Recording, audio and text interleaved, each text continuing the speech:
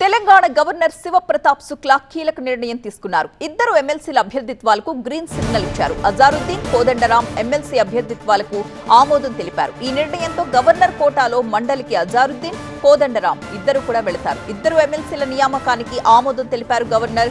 ఈ ఇద్దరిని ఎమ్మెల్సీలుగా ఖరారు చేస్తూ గతేడాది ఆగస్టు 30న తీర్మానం చేసి గవర్నర్ కు పంపించింది తెలంగాణ కేబినెట్. అయితే అప్పటి నుంచి అజారుద్దీన్, కోదండరాం పేర్లు పెండింగ్ లోనే ఉన్నాయి. అజారుద్దీన్ మంత్రి పదవి ఎమ్మెల్సీ అభ్యర్థిత్వంపైనే ఆధారపడి ఉంది. గవర్నర్ గ్రీన్ సిగ్నల్ ఇవ్వడంతో ఇప్పుడు మంత్రిగా కొనసాగుతారు అజారుద్దీన్.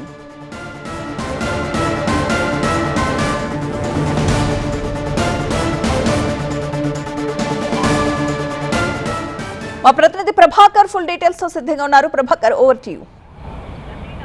రైట్, కొద్దిసేపటి క్రితమే గవర్నర్ ఇద్దరు ఎమ్మెల్సీల అభ్యర్థిత్వానికి ఆమోద ముద్ర వేశారు. కోదండరాం అట్లాగే అజారుద్దీన్ ఈ ఇద్దరి అభ్యర్థిత్వానికి సంబంధించి గవర్నర్ శివప్రతాప్ శుక్లా సైన్ చేశారు. రాజ్భవన్లో ఈ సైన్ జరిగింది. చాలా రోజులుగా ఉత్కంఠ నెలకొంది. అజారుద్దీన్కి సంబంధించి అజారుద్దీన్ 6 నెలల లోపల ఎమ్మెల్సీగా కానీ ఎమ్మెల్యేగా కానీ చట్టసభలకు ఎన్నిక కావాల్సి ఉంటుంది. మంత్రిగా ప్రమాణ స్వీకారం చేశారు కాబట్టి. సో అదే ఉత్కంఠ దాదాపు నెల రోజుల నుంచి ఉంది. అజారుద్దీన్కి ఎమ్మెల్సీ అభ్యర్థిత్వం వస్తుందా లేదా, మళ్ళీ రాజీనామా చేసి ప్రమాణ స్వీకారం చేయాల్సి వస్తుందనే ఉత్కంఠ రాష్ట్ర రాజకీయాల్లో ఉంది. కాకపోతే ఈరోజు గవర్నర్ ఈ కీలకమైన అంశం కీలకమైన నిర్ణయం తీసుకున్నారు.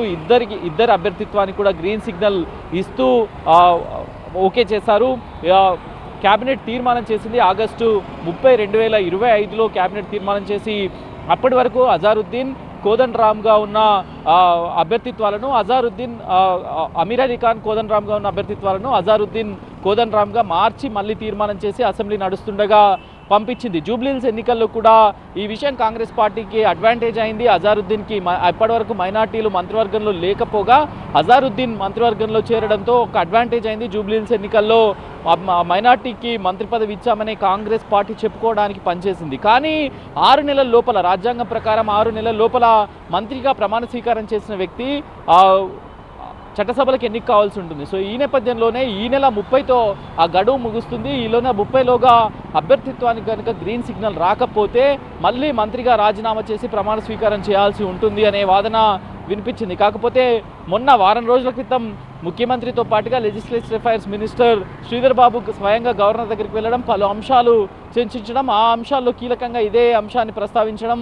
సో గవర్నర్ కూడా ఓకే చేయడంతో ఈరోజు గ్రీన్ సిగ్నల్ వచ్చింది. ఇద్దరి అభ్యర్థిత్వాలకు కూడా గవర్నర్ ఆమోద ముద్ర వేశారు. ఇద్దరిని ఎమ్మెల్సీలుగా నిర్ణయం తీసుకున్నారు అభ్యర్థిత్వాలను ఖరారు చేస్తూ.